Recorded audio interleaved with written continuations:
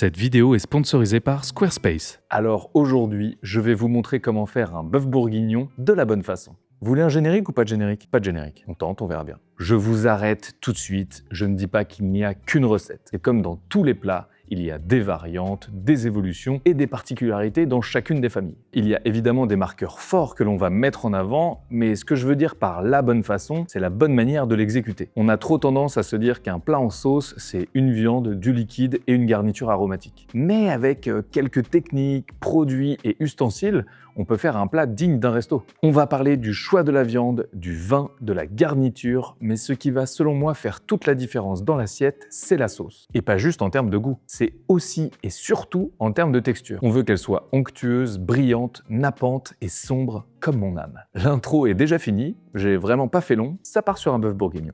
Ici, garniture grand-mère, lard fumé, oignon gros lot, champignons de Paris. C'est absolument délicieux, ça marche avec beaucoup de choses, mais dans le bourguignon, merveilleux. On va avoir le bouillon et le vin qui vont faire la base liquide de notre sauce. La viande, on y revient juste après parce que comme on est des petits fous, et pour vous raconter un peu plus qu'un simple bourguignon, j'ai pris plusieurs morceaux, à la fois parce que c'est cool de pouvoir vous en parler, mais aussi parce que ça va apporter des textures et des goûts différents à notre bourguignon. Et je trouve ça chouette, là on a envie de faire un bourguignon un peu niveau supérieur, de pouvoir aller chercher un petit peu plus de complexité avec le jarret, du gras avec du plat de côte, ce côté un peu plus confit avec la joue, c'est merveilleux. Pour la garniture aromatique, oignons, carottes, céleri, un peu d'ail, le persil qu'on pourra rajouter par la suite, et on a un petit peu nos aromates pour faire tout ça. Ça va être beau. Juste ça, je vous le dis, j'adore faire les plats en sauce, c'est la mise en place de rêve, tu dois tout préparer en amont, ça part au four. Franchement, c'est, comme on dit, un peu thérapeutique quoi. Tu me mets un podcast ou de la musique à fond, et là, je suis content. Je vous propose qu'on se mette tout de suite sur la mise en place. Par quoi je vais commencer? Par la garniture, tiens. Pour la garniture, on a donc épluché et coupé nos oignons, fait de même avec les carottes qu'on a lavées, on a gardé la peau en revanche, du céleri branche, 2 gousses d'ail, et on les a coupées grossièrement car vous allez le voir, on va les filtrer à la fin pour faire réduire la sauce et avoir un rendu bien nappant. Maintenant que c'est fait, on va pouvoir s'attaquer à la viande. Évidemment, vous avez le droit de faire des choix, mais choisir c'est renoncer. Donc aujourd'hui, j'ai fait un petit florilège. Vous n'êtes pas obligé d'en prendre autant de 1 et de 2. Vous pouvez prendre soit un de chaque, en disant je fais full jarret, full plat de côte, ça serait un peu dommage, mais full joue, ou des parties un peu plus comme du paleron. L'idée ici, c'est qu'ils vont chacun avoir des propriétés différentes. Le jarret, ça va plutôt bien se tenir, ce sera très fondant et ça supporte bien les cuissons longues. En revanche, le plat de côte, c'est sympa, mais il peut y avoir quand même un peu plus de gras. Donc, si on faisait full ça pourrait être un peu écœurant. En revanche, la joue, c'est une partie que j'adore. J'avais fait la carbonate flamande avec. Et ici, ça va venir balancer un petit peu l'équilibre. L'objectif à la fin sera évidemment, comme dans un pot-au-feu, d'avoir un petit peu chacun des morceaux de viande. Pour la viande, on va la découper en gros morceaux pré-cuisson. Le jarret, qui est donc comme ceci, un merveilleux morceau, avec toujours ce petit os à moelle qui va également apporter du goût à notre bourguignon. Le jarret, il y a une sorte de petite membrane autour, donc il suffit de couper de chaque côté de l'os à moelle comme ça, et après on le retire. Évidemment, on le laisse de côté. Et vous voyez, il y a des morceaux qui se défont un peu tout seuls, hors membrane. Donc on n'est presque pas obligé de le recouper au couteau. Un morceau comme ça, c'est très très beau.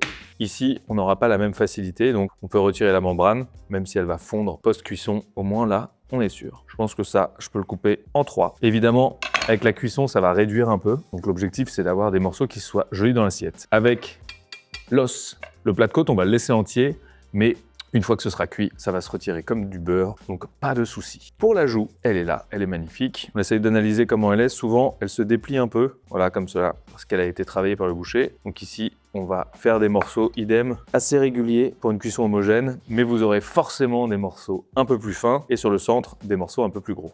Et ici, typiquement, comme on a une partie fine et une partie épaisse là, essayez de couper pour que ce soit réparti le mieux possible de chacun des côtés. Et ici, un morceau, on va être un peu plus sur du maigre, donc il y a des gens qui peuvent évidemment préférer. On a quand même du gras intramusculaire qui va rendre la viande ultra fondante post-cuisson, mais ça là, c'est pas mal du tout. On est pas mal. Et vous voyez, on est assez régulier sur les morceaux, un pour que ce soit plus facile à travailler, et deux, pour que à la fin de notre recette, on ait tous des morceaux qui soient plutôt homogènes dans l'assiette. Et j'ai l'honneur de vous annoncer qu'on va déjà partir en cuisson. C'est rapide, hein? C'est le moment d'assaisonner la viande, sel fin.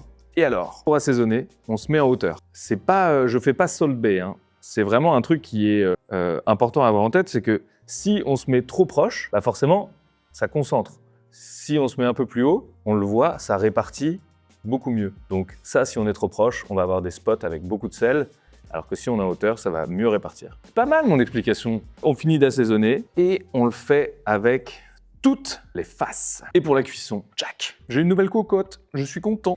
Le gros avantage de celle-ci, plus large, qui va nous permettre de pouvoir répartir plus de viande dans le fond. Et ça, c'est juste mieux pour vous, mais elle est moins haute, donc on pourra voir plus ce qui se passe à l'intérieur. Pleine balle, on déchaîne les flammes du Mordor sous la cocotte. Il faut pas non plus que ce soit trop chaud. On a envie que ce soit vraiment bien chaud pour aller saisir la viande, mais mieux vaut laisser monter en température tranquillou que d'agresser tout ça. On se prend un poquito de olio, bilingue le mec.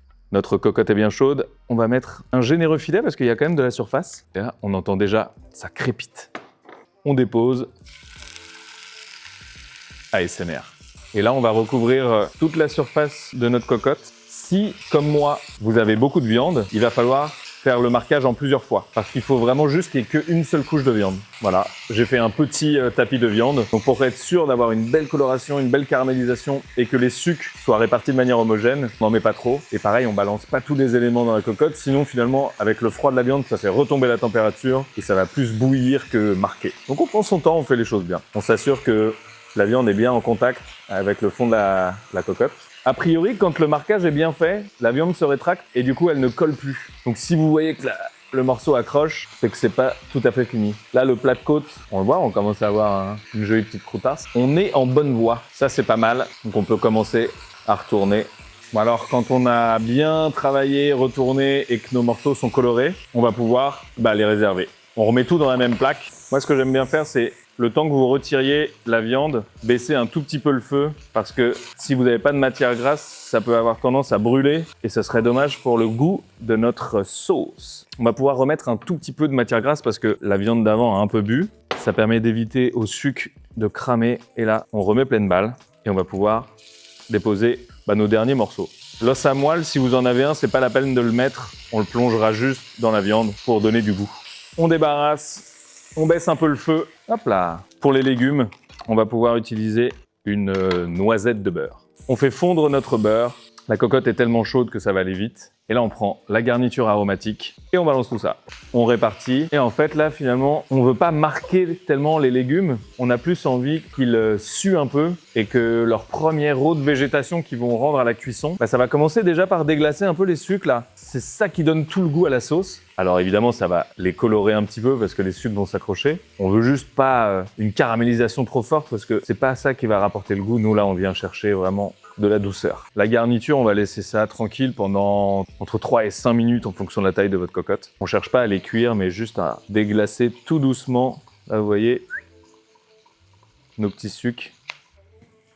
Ce que j'aime bien faire pour que ce soit plus simple de déglacer, c'est de ne pas remettre la viande tout de suite. Sinon, quand on mélange, c'est un peu une galère. Donc, ça va être de déglacer avec uniquement les légumes. Évidemment, qui dit bourguignon dit pinot noir de Bourgogne.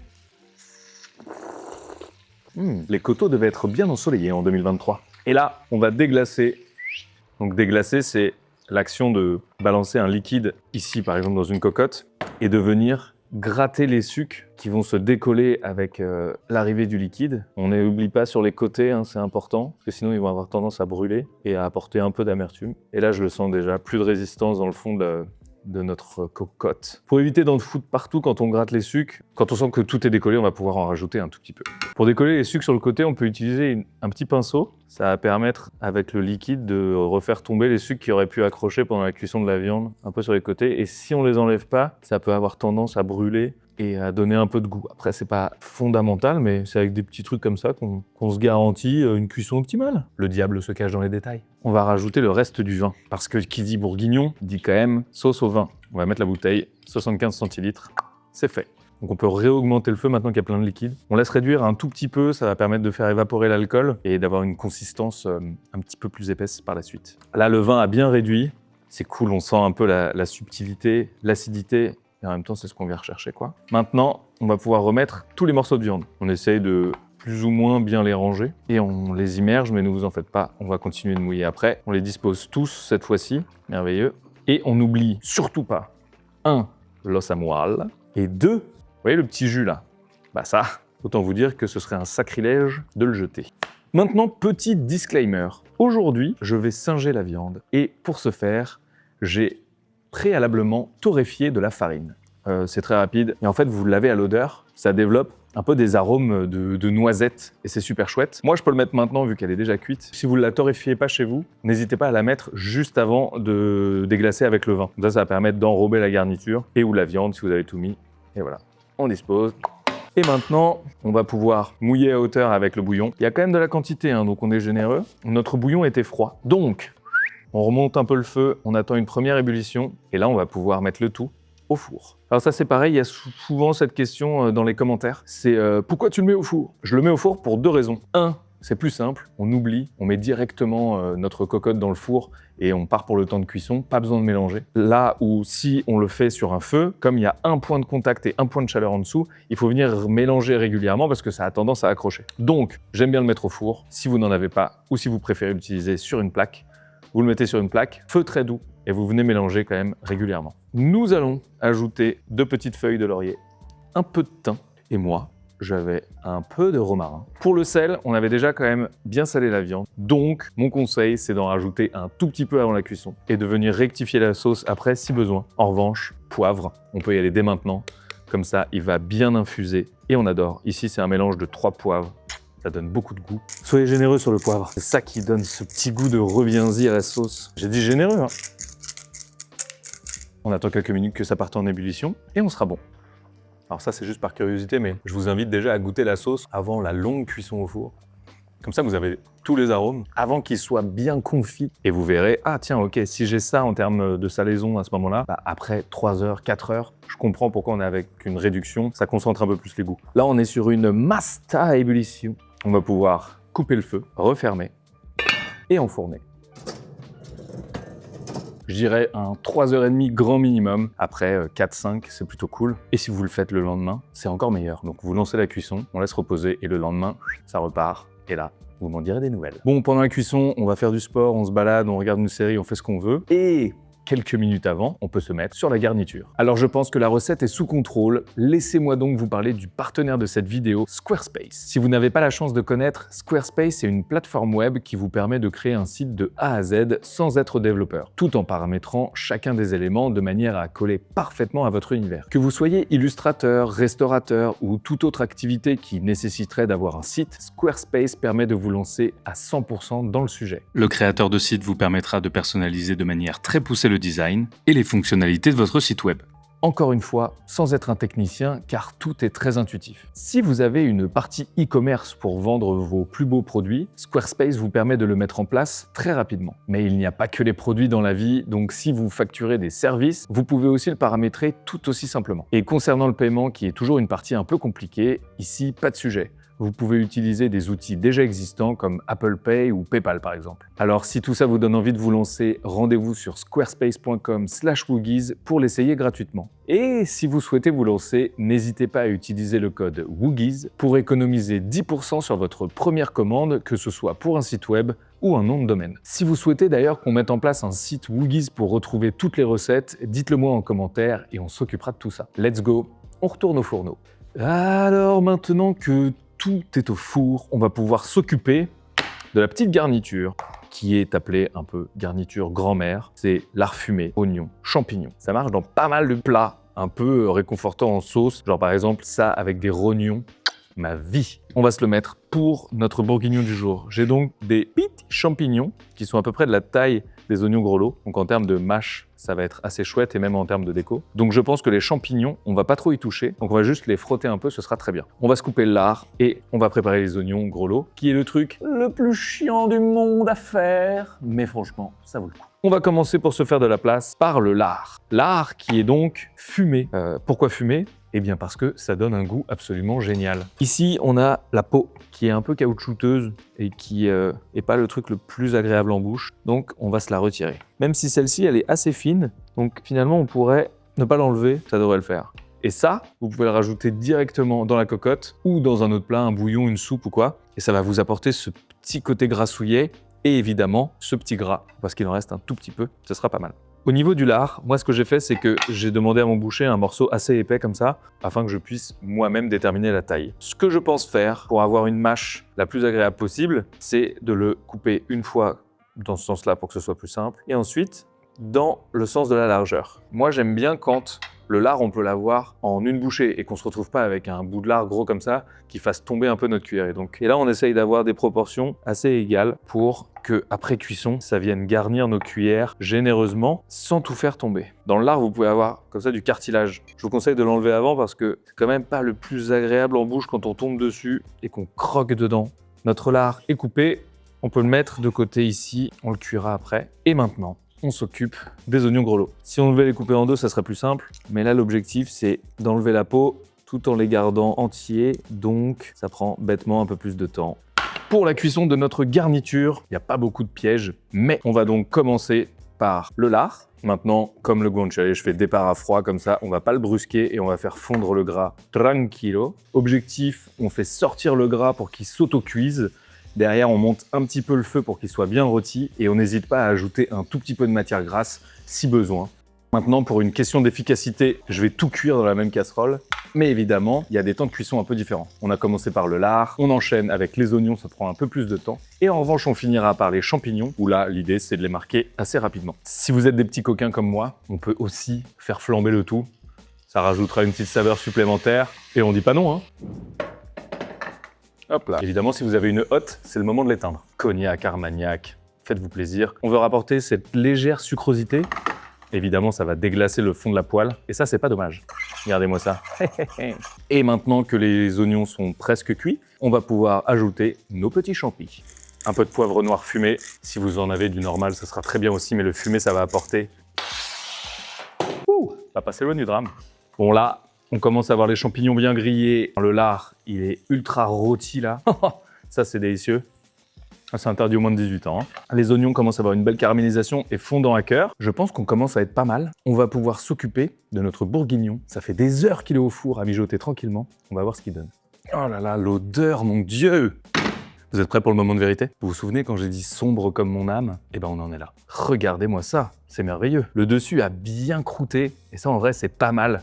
Là, sur le moment, on se dit genre, ouais, ça a cramé. Ne vous en faites pas. C'est juste que ça a ramené un petit peu plus le côté marqué de la viande. Les morceaux, ils sont confits à souhait. L'objectif va être d'aller chercher un jus tout lisse, sans cette garniture, pour avoir quelque chose de très beau, très élégant. Alors, cette étape, elle est évidemment facultative. Vous pouvez le servir comme ça sera absolument délicieux. Mais si on veut chercher un petit peu plus de subtilité, vous allez voir, c'est plutôt canon. Donc, mon petit conseil, donc, on débarrasse tous les morceaux de viande. Ce sera beaucoup plus simple pour le dressage, en essayant de prendre le moins de garniture possible.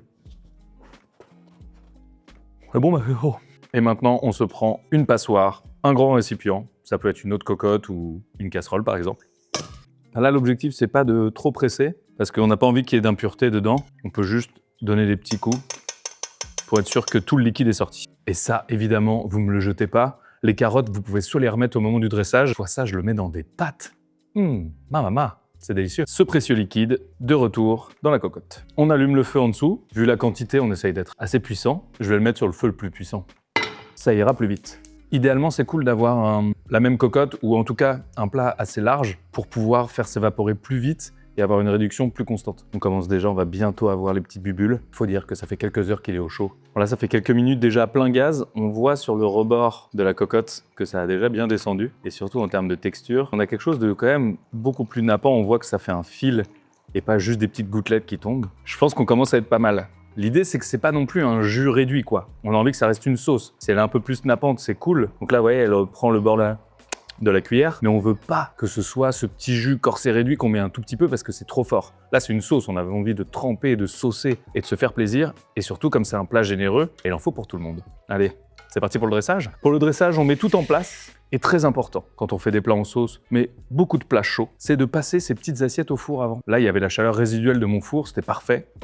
Donc l'assiette est bien chaude, pas non plus brûlante, mais comme ça permet d'avoir vraiment un plat qui refroidit pas en dessous, et c'est le plus important. Bon, je vous ai un peu caché ça depuis le début, mais on va servir ça avec une purée. Si vous voulez la recette, elle est disponible en version short sur YouTube ou sur mon Instagram. Eh ouais, auto-promo quoi. Donc notre purée qui est bien chaude, évidemment on va tout servir chaud. Une bonne dose, déjà ça c'est pas mal. On met de côté. Pour la viande, là en plus comme on a un petit florilège, on peut demander à ses invités. Moi je vais mettre un peu de plat de côte, parce que j'adore ça. Un peu de jarret pour la gourmandise. Un petit peu de joux. On n'oublie pas notre petite garniture. Je parle comme les nains dans Le Seigneur des Anneaux, c'est terrible. Je me brûle, évidemment. la cerise sur le gâteau, le jus sur la Garonne, notre petite sauce bourguignonne. Et l'avantage de ne pas en avoir fait un jus trop réduit, c'est qu'on peut en mettre une tonne. Et la final touch, parce que ça change tout, un petit peu de persil. C'est tout bête, mais ça va apporter un tout petit peu de fraîcheur et de la couleur à ce plat. Ma maman! Vous voulez que je vous dise un truc? J'ai même pas besoin de couteau pour la dégustation. Mais par contre, j'aurais besoin d'une cuillère pour cette magnifique sauce. Mais là, regardez-moi la viande. Je vais essayer de faire une bouchée parfaite. Le bœuf bourguignon, il y a quand même un truc, en tout cas chez moi, qui active un nombre de cases mémoire d'un coup à chaque fois. Je voyage. C'est vraiment bon. Hein. On se fait toute la dégustation en temps réel comme ça, là? Ça vous dit? Un petit 10 minutes de plus? Moi, je vais aller faire ça dans mon coin. À l'année prochaine. Du coup, on est d'accord, non? Une recette en sauce peut devenir un grand plat en sauce avec quelques petits trucs en plus. Et ça ne s'applique pas qu'aux bourguignons, hein. Mais si vous êtes abonné, vous le savez déjà. Et si vous ne l'êtes pas, c'est pas grave, mais réparez vite votre erreur juste ici. Je vous jure, ça vaut le coup, avec l'hiver qui est là, on va envoyer des plats en sauce à gogo. Dites-moi d'ailleurs dans les commentaires si vous avez des idées, j'ai très envie de faire un coq au vin en ce moment. Je parle, mais j'ai comme l'impression que c'est la dernière vidéo de 2025. On a vécu une année aussi intense que formidable grâce à vous, alors merci d'être toujours aussi présent. C'est un réel bonheur de vivre ça avec vous. Je vous dis à l'année prochaine pour de nouvelles aventures. C'était Hugo, vous êtes toujours sur Woogies, bon appétit, ciao!